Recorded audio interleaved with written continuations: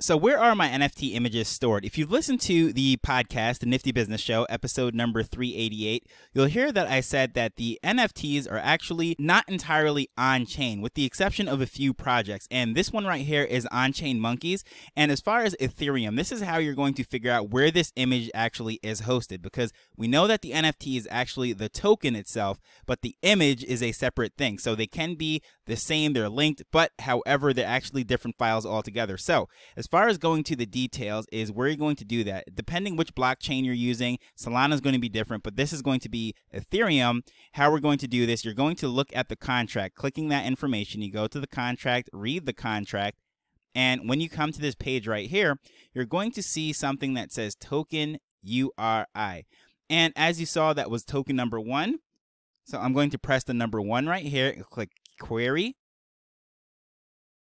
And it lets you know all this information right here is actually where the image is stored. And in this particular case, the On-Chain Monkeys, they are stored directly on-chain. That's where the name On-Chain Monkeys comes from. This art was generated on-chain. Now, I'm going to go to a different one to show you some different options.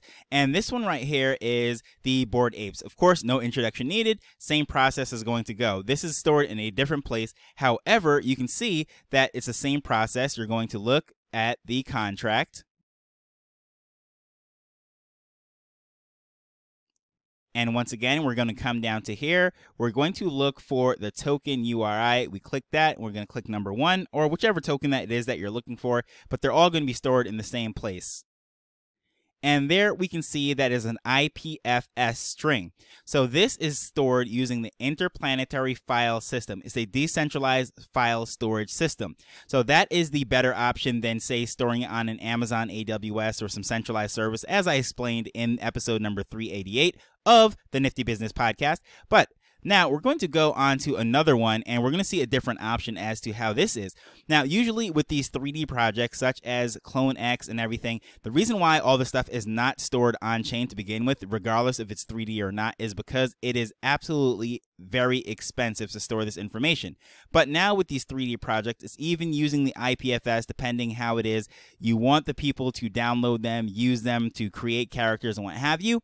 You're going to see that there is a different option as to where these are usually stored. And right here, there's another section you can see. Actually, it is token URI. This hyphen is before it, so it's going to actually show a website, and that's showing that most likely this is where they're going to be stored at this particular website. But let's go back down. Let's just verify token URI number 1.